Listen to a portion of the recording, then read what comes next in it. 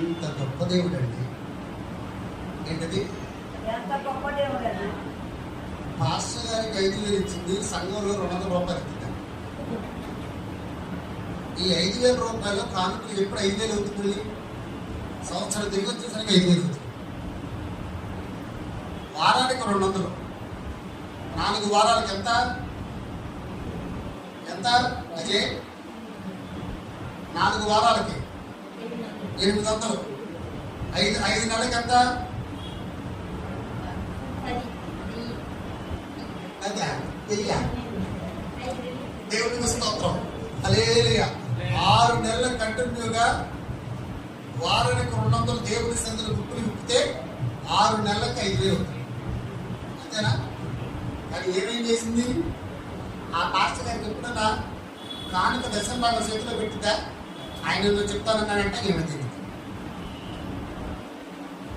బ్రహ్మప్రభు ఆత్మలు భూకళ్ళలో బయలుదేరి యేసయ్య ఎందుకు అన్నాడు? నేను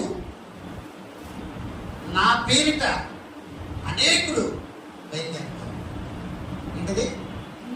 నా పేరిట అనేకులు బయలుదేరతారు. ఆయన ఇంకొక మాట కూడా మాట్లాడు. గారడీ విద్య చేసేవాళ్ళు కూడా బయలుదేరతారు. గారడీ విద్య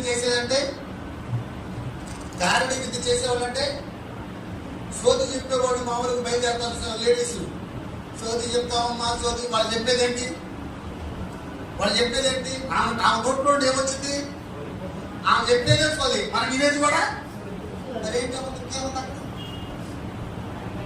ఏ రోజైనా నీ ఇంట్లో అది ఉంది, నీ ఇంట్లో ఇది ఉంది, చనిపోయినోడు వచ్చాడు, బతికిన వాళ్ళు ఇది అవుతారు, నీ తింటే మాట దీని మాట లాస్ట్ కాబట్టి ఈ మాండి బియ్యం కోసం వచ్చి తెప్పలేదన్న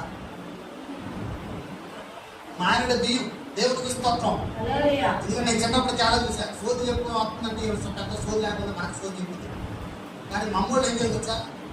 మా ఇంట్లో ఒకసారి అమ్మ చెప్పమ్మా సోది చెప్పించుకొని మాండి బియ్యం పిలిచి అమ్మ నీకు నమస్కారం. ఆమె చెప్పేది ఏంటి? వినేవాళ్ళు కూడా అది గట్టిగా చెప్పడం పట్టు.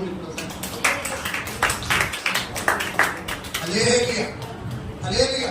కొంతమంది నీ చేయి చూసి చెప్తావు అంటారు, నా కళ్ళల్లో కళ్ళు చూసి చెప్పు అంటారు. నీ నుదుటిన ఏముంటది?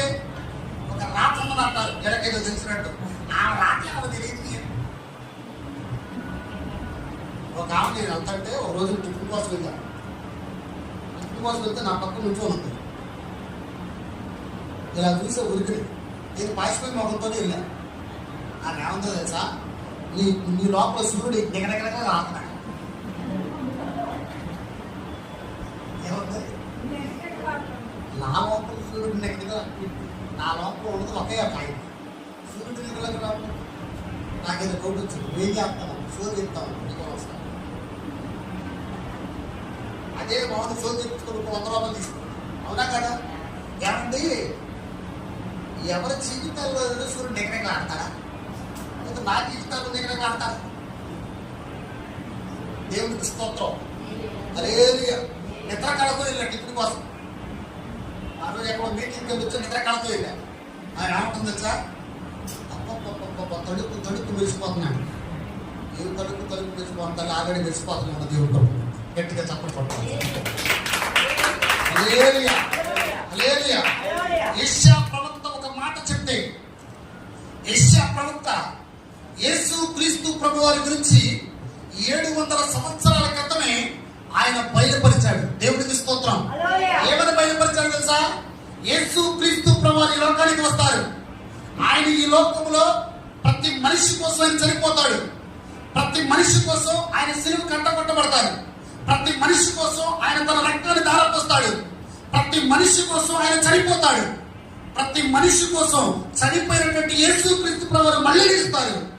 మనందరికీ రక్షణ అనుగ్రహిస్తాడని యేసయ్య ఈ లోకానికి, యేసు క్రీస్తు ప్రభువు ఈ లోకానికి రాకమునిపే 700 సంవత్సరాల క్రితం యెషయా ప్రవక్త ద్వారా బయలుపరచబడినటువంటి వాక్యం నా దేవుడు నెరవేర్పులోనికి తీసుకొచ్చాడు. గట్టిగా చప్పట్లు కొడుతూ దేవుడు నామములో హల్లెలూయా. హల్లెలూయా. హల్లెలూయా. బబులోను దేశంలో ఇశ్రాయేలు ప్రజలు కూడా యెషయా ప్రవక్త నిలబెట్టి నేను వాళ్ళని విడిపిస్తానన్నాడు. అన్యుడైనటువంటి కోరేషు నిలబెట్టి నా దేవుడు విడిపించాడు. ఈ రోజున మనము ఎప్పుడు కూడా ఏ మాటలు నమ్ముతామో తెలుసా? అబద్ధ ప్రవక్తల యొక్క మాటలు నమ్ముతాం, అబద్ధ సేవకుల యొక్క మాటలు నమ్ముతాం, అబద్ధ బోధకులు బోధించే బోధన వింటాం. అబద్ధ బోధకులు వాళ్ళు ఏదైతే గారడి విద్యతో చేయబోతూ ఉన్నారో అవి వింటాము. కానీ సర్వ సత్యములు నడిపిస్తున్నటువంటి సేవకుల వైపు కానీ సర్వ సత్యములు జీవింప చేస్తున్నటువంటి మీ జీవితాల కోసం, సంఘం కోసం, మందిరాల కోసం, సేవకుల కోసం, ఇళ్ల కోసం, పట్టణాల కోసం, దేశం కోసం ప్రార్థన చేసే సేవకుల ముందు ఈ రోజున అనేకులు కూడా వెళ్ళట్లేదు. కానీ దేవుడు చెప్తున్నటువంటి మాట తెలుసా? ఎప్పుడు కూడా ప్రార్థన చేసే సేవకుల జీవితం ఎప్పుడు ఒకే విధంగా ఉండదు. గట్టిగా చప్పట్లు కొడుతుంది. దేవుని మీద ఆధారపడే సేవకుని యొక్క జీవితం ఒకే విధంగా ఉండదు. నా దేవుడు మార్పులను తీసుకొస్తాడు. ఎలా మార్పులను తీసుకొస్తాడు తెలుసా? ప్రపంచం తలకిందులైనా కూడా ఆయన చెప్తున్న మాట ఏంటి తెలుసా? నా సేవకుడు ఎంత ప్రార్థన చేశాడు, సంఘం కోసం ఎంత ప్రార్థన చేశాడు, పట్టణాల కోసం ఎంత ప్రార్థన చేశాడు, దేశం కోసం ఎంత ప్రార్థన చేశాడు. ఈ రోజు నా సేవకుని బయటికి తీసుకొస్తానని ఏదో ఒక రోజున దేవుని మీద ఆధారపడినటువంటి ఏ సేవకునైనా నా దేవుడు తలగా ఉంచుతాడు తప్ప తోకగా ఉంచడు. అది ఈ రోజున దేవుడు మనతో మాట్లాడుతున్నటువంటి మాట. గట్టిగా చెప్పడం దేవుడు.